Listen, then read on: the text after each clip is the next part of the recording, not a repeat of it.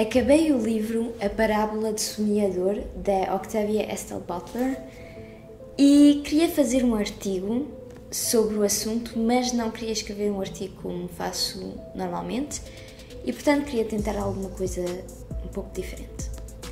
Este vídeo não é bem sobre o livro, mas sobre o que este livro revela da nossa sociedade. Os temas desse livro também são temas que eu já tratei no meu trabalho como jornalista, nomeadamente temas sociais e sobre o ambiente.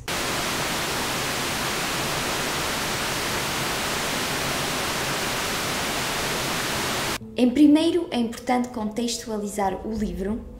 Foi publicado em 1993 pela Octavia Butler. É também importante relembrar que ela é uma autora afro-americana que escreveu principalmente ciência-ficção. Bem que tenha falecido em 2006 e, portanto, não teve a oportunidade de falar do livro nos dias de hoje, o que ela escreveu neste livro ainda é muito relevante, a meu ver. Acho também que o fato da história começar em 2024 faz com que seja ainda mais interessante analisá-la hoje. A história é narrada por uma rapariga de 15 anos, a Lauren Olamina, no seu jornal. Ela tem 15 anos no início do livro, mas nós vemos a sua evolução entre 2024 até 2027. Não vou contar a história para as pessoas que querem ler, mas vou dar o contexto para perceberem melhor a minha análise. A Lauren vive na Califórnia, perto de Los Angeles, num mundo completamente transformado por causa das alterações climáticas e da crise económica e política. Muitas pessoas são sem-abrigos e as pessoas que ainda têm uma casa vivem em comunidades que estão protegidas por muros. Os sem-abrigos roubam e matam para sobreviver. A água também é rara e cara e por essa razão muitas pessoas viajam em direção ao norte do continente americano, onde a água ainda é gratuita. E claro, o governo não ajuda ninguém, nem sequer a polícia ajuda. Junto a este caos, também há uma nova droga que cria ainda mais problemas, porque as pessoas que tomam essa droga metem fogo a tudo e a todos. Pronto, agora acho que dei uma imagem global do mundo no qual vive a protagonista, e mesmo se este mundo é um exemplo extremo, eu acho que a nossa realidade não está assim tão longe deste livro e vou explicar porquê. Para já, acho que a Octavia Butler teve uma visão bastante justa do futuro. No fim dos anos 80, início dos anos 90, os cientistas já falavam bastante das alterações climáticas, mas claro, a maioria das pessoas, nomeadamente governos, empresas, continuaram a viver como se não houvesse problema nenhum. E portanto, quando a escritora descreve um mundo caótico, onde as alterações climáticas mudaram os hábitos de vida, eu vejo muitas semelhanças com a nossa realidade. Por exemplo, os países no hemisfério sul estão a ficar cada vez mais secos. Mesmo se ainda não temos enormes problemas para encontrar água, e isso, claro, que depende de onde é que estamos a falar, não é?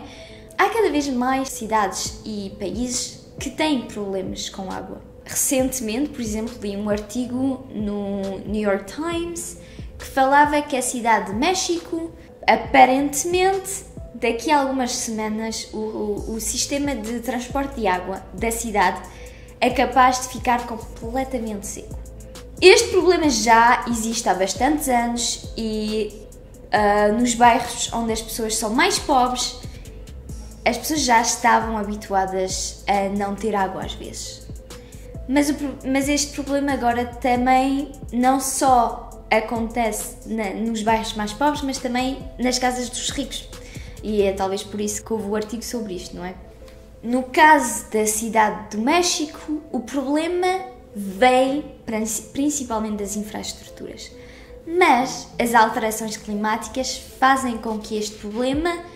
pior. Além disso, este problema afeta as pessoas, claro, mas também afeta a política da cidade. E quando há tensões, porque as pessoas têm a impressão que o governo não quer saber nada deles, elas normalmente votam para partidos mais radicais. E é o que acontece no livro da Octavia Butler e é o que acontece no nosso mundo.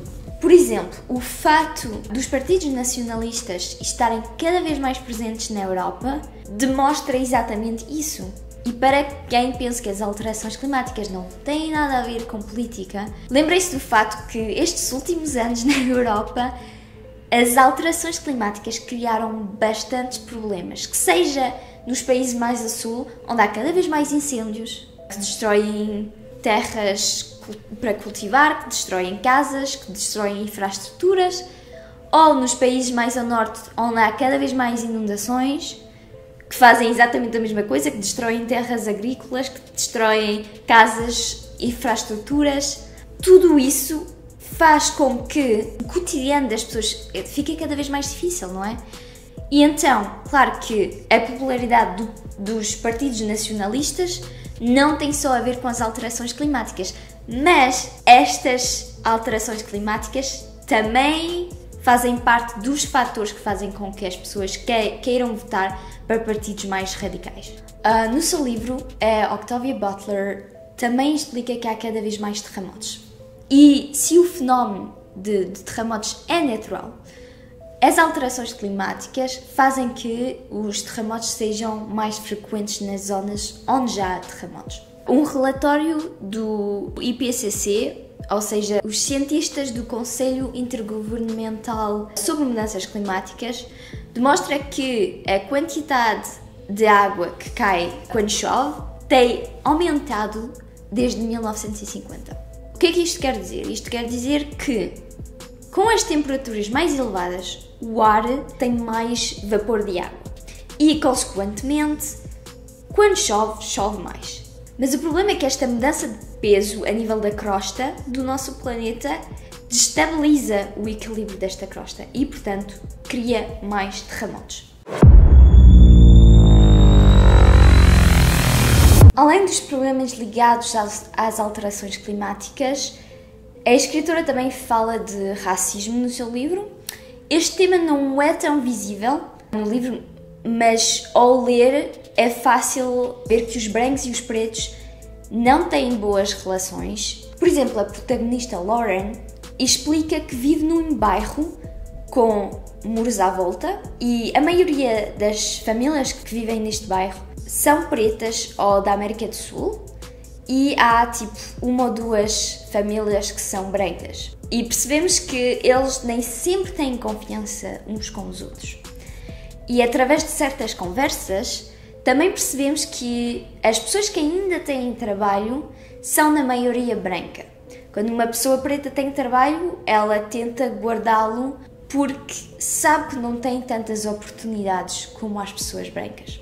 E se uma pessoa for demitida, não é? É mais fácil para os brancos encontrarem trabalho do que para os pretos. Além disso, as cidades mais bem protegidas são compradas por empresas e estas empresas escolhem quem tem direito a viver nesta cidade ou não. Também ninguém confia na polícia, como eu já disse. A Lauren diz no livro que a polícia só cria mais problemas cada vez que intervém e é porque a crise política e a crise económica fazem com que a polícia seja completamente corrompida.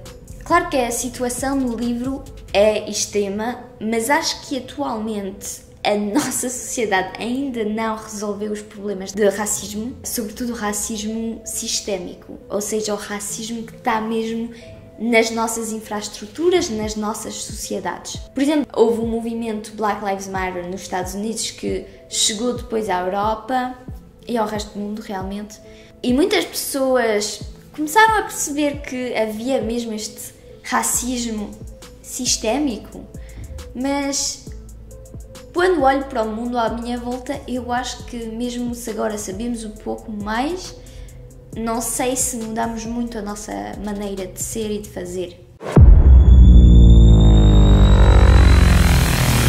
Além destes dois temas, a Octavia Butler também fala da crise económica e acho que este é um tema que faz demasiado sentido no nosso mundo atual, não é? No seu livro, ela mostra que ser rico permite sobreviver, mas também viver. Mesmo se a protagonista não fala tanto dos ricos, fala bastante dos pobres, percebemos rapidamente que a vida dos pobres é extremamente difícil. Eles roubam e matam para sobreviver e a única esperança mesmo que eles têm é de caminhar até ao norte do continente para encontrar trabalho, para encontrar uma vida num sítio mais seguro, mas o problema é que a maioria destas pessoas morre no caminho. A atitude dos pobres pode parecer selvagem e completamente extrema. Por exemplo, quando há um incêndio, em vez de irem ver se as pessoas da casa estão bem, estão feridas, se precisam de ajuda, as pessoas vão diretamente para a casa buscar coisas que elas precisam e prontos, é só roubar e sair da casa.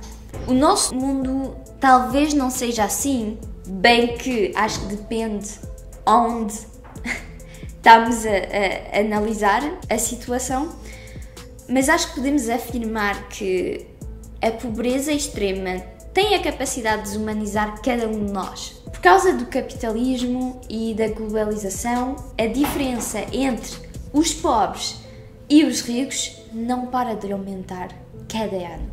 Atualmente há 195 países reconhecidos pela ONU, mas em 2019 só 15 destes países detinham 84,3% da riqueza mundial. E se olharmos a nível dos indivíduos, 1,1% da população mundial detém 45,8% da riqueza mundial. Do outro lado, 55% das pessoas detêm só 1,3% da riqueza mundial. Se olharmos para o topo, 12% das pessoas, 12% é mesmo ridículo. Estas pessoas detêm 85% da riqueza mundial. Estes números refletem o nosso mundo em 2021 e agora talvez seja pior. Mas para voltar ao livro, se há tanto caos no mundo da Lauren, é porque a maioria das pessoas já não tem nada a perder. Eles já perderam tudo. Não têm nada. Perderam casas, perderam dinheiro, perderam trabalho, perderam pessoas. As comunidades como a da Lauren, que são protegidas por muros, são as comunidades mais vulneráveis. Porquê?